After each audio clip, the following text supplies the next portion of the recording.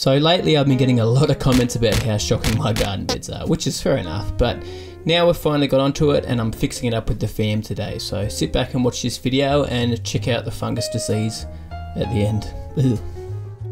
Right, so today we are doing some gardening finally fixing up these nasty garden beds. So let's get straight into it and pull some weeds out and get some things planted.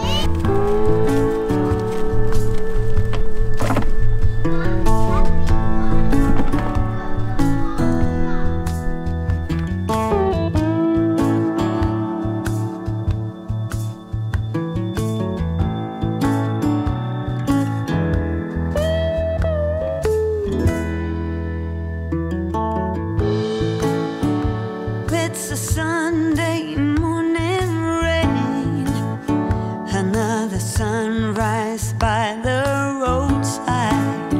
Oh, it's an old and worn and stain, won't come out no matter how hard I try. All done. Whew. Right, so all the garden beds done. I did leave a little bit of grass in there because there's just so much, but I do today have a like a cultivator here from Bush Ranger. You guys might have seen the post on Facebook where Bush Ranger sent me like a multi-tool attachment, which I'm so keen for, man. But they've given me here this cultivator, so I'm just going to cultivate this. A lot of the soil is quite hard and crusty as well. I'm not going to go that deep, just turn up the surface, get rid of this wood chip, like turn it into the soil so we can put some black stuff on afterwards. But yeah, they sent me this cultivator with a multi-tool, and then look at this, guys, we've now got a straight shaft. What? No more bent shaft, whippy. And we've got a blade edger, which I'm keen for. No more batteries. And then this is what I'm really excited about, is this landscape blade. So these landscape blades are awesome for doing shortcut turf. You know how with whippersnippers sometimes when you do the edges you get a bit of yellowing off when you're cutting it quite low? This is going to prevent that because it sort of works like scissors, so it's going to be awesome. So I'll do some reviews on those things in the future. But thanks to the guys at Bush Ranger sending me those products. They did send them to me for free, just for me to trial out to show you guys on the channel.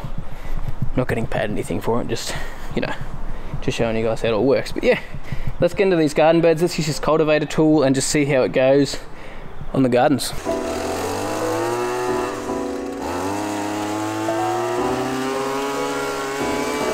I'm not gonna be there for you, oh, 'cause you were never there for me. Don't go ask me what you did wrong. Ignorance will never see.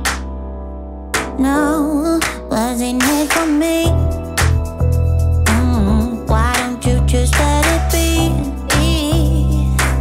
I gave you 1, 2, and 3 times, not wasting my good, 'cause you're not on your knees. Wasn't it for me? That thing is a beast. Fun to use too. Hey, that thing's got some power. Whew. Look at this, like, flip. Ripped it all up, brought up heaps of nice dirt. I might not even have to bring any dirt in here for a bit. Just make do with what we've got for a little bit. Man, looks so good. But there's a lot of wood chip through here, so I do need to bring some dirt in eventually. It'll break down over time, which a lot of it already has, but yeah. Through here, like, it's done a crazy job, and that only took me 10 minutes. Might not even been that long. And it's just broken it up nicely.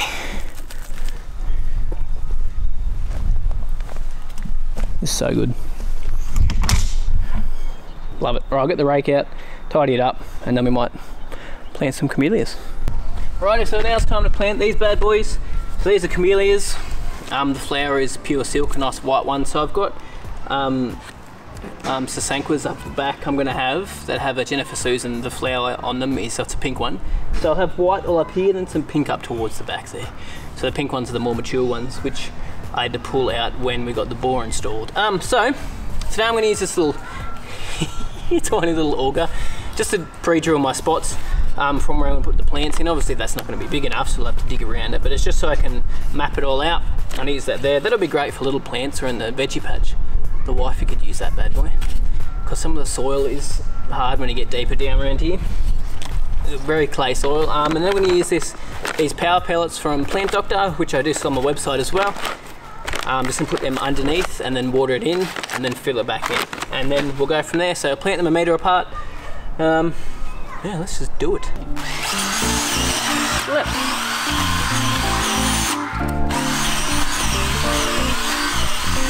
Awesome.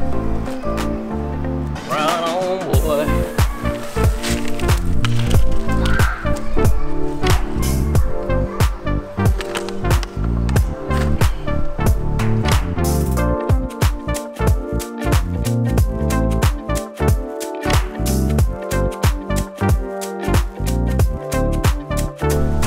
Right, I'm just watering these bad boys in because, you know, I don't want to stress them out. And check out this sign I've got here. I'm trying to figure out where to put it. I thought it'd be funny putting this caution deep water next to where the bore is, right there. This is from the old golf course I worked at as well, by the way, because they closed the club down. They got rid of all these signs. And then I've got the one from the 8th as well, which was a par 3, very short par 3 at that. So yeah, I'm gonna put them in the yard somewhere. What do you guys reckon? I was thinking about putting that caution deep water one there, just as a bit of a joke. And then the 8, I don't know where to put it. What do you reckon? Up the back, maybe over here next to there as well. I don't know, you guys let me know. I haven't decided yet, but this looks so much better, man. I'll tell you what. So glad to have it finally done. I will get some black dirt in there. I don't know, I might do it on the weekend. Not in today's video. But how much better? And how much tidier is that than it was? It was getting pretty bad. Right, so I think that's going to be it for this part of the video. I'll now show you guys what happened with the TifTuf out the front and the fungus that it got, and basically how I fixed it as well. So let's go over there now. Yo, right, so I'm out here early morning, and I noticed some disease on the green since we've had so much humidity and dirty weather around. So if you have a look here, I think it is a bit of black helmo or some sort of helmo anyway, which I'm going to hit it with some cheap aquaflow, which is Iprodine, I think that's how you pronounce it, Iprodine, I don't know, just pronounce it like that or something. But yeah, it's because we've had such wet temps lately, and this is very common in cooch. It can vary in temperatures, it really depends. Like it could be, like we're getting temps between 5, which is ridiculous, and 25, so you know it can range between there. It can even range when you got hotter weather, when there's more humidity around. So many variables to it, but yeah, it's just a couple of spots on the green just because it's been so wet for so many days. Right, so I tried to pull some out so I could show you guys the leaf, but you can't see, but there's little black spots in the leaf. I'll get a picture up from online just to show you guys exactly what it looks like. But yeah, leaf spots. So but this is helmo, because we've got optimal temps, optimal weather that sort of made it happen. So yeah, just hit it with some fungicide. I'll do it later in the day when it's a little bit drier, there's not all this dew on there, and I will not mow it for the rest of the day. Now I'm going to put it down as a contact, so I'm not going to water it in because on the leaf surface we're not trying to get it down to the roots. So yeah, that's how we're going to hit it, and it should go pretty quickly. We used to get black helmo on the bowling green because we had a Tif dwarf bowling green cooch which was cut ridiculously low.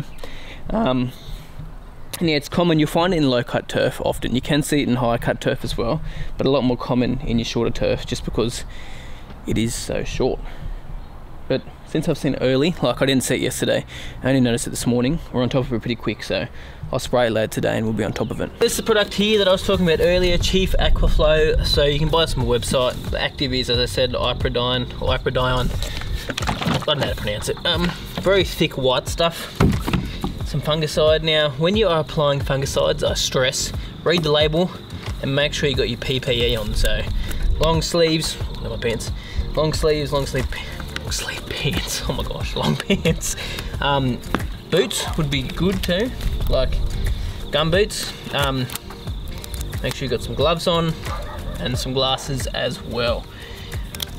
Because yeah, it's the same when you're applying any herbicides or product that recommends PPE. It will tell you on the label what PPE you need to wear with these products.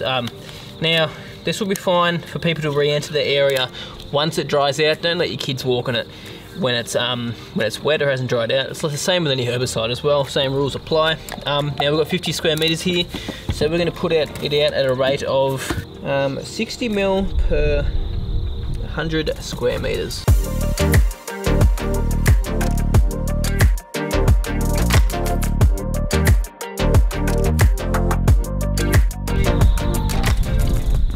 Anyway, so I got that all done. So yeah, had to go out a few times because I had to put so much extra water in there, but it's better to do what the label says and put the right amount of water in there. But yeah, that should cover us now. Now what I'm going to also do is, obviously I'm not going to mow it today, continue to mow with a catcher on this area here, just not to spread the disease anymore. Make sure I wash down my mowers after I've mowed as well. Not that I'm transferring between lawns, but if you were, like especially on the golf course, you're going from green to green.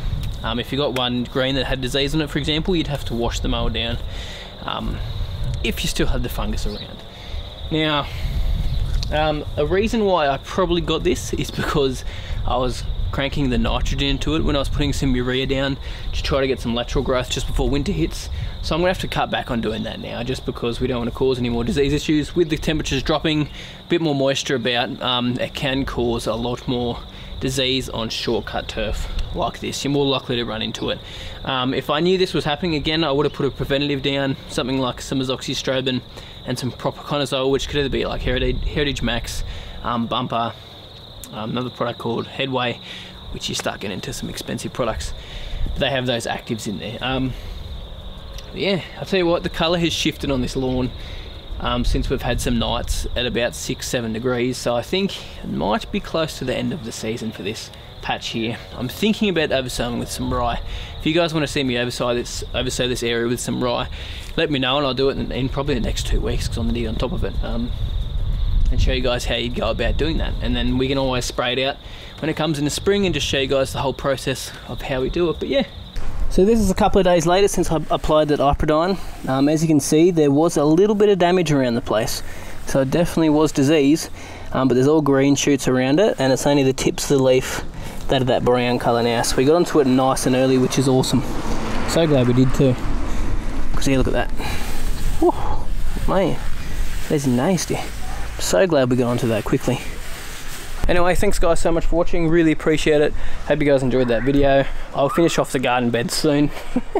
And it looks like this grass is going into dormancy though, so I might have to oversow with some rye. We'll see what happens, but yeah, you guys have a good week.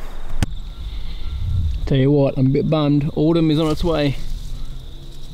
Look at that. No-hoo!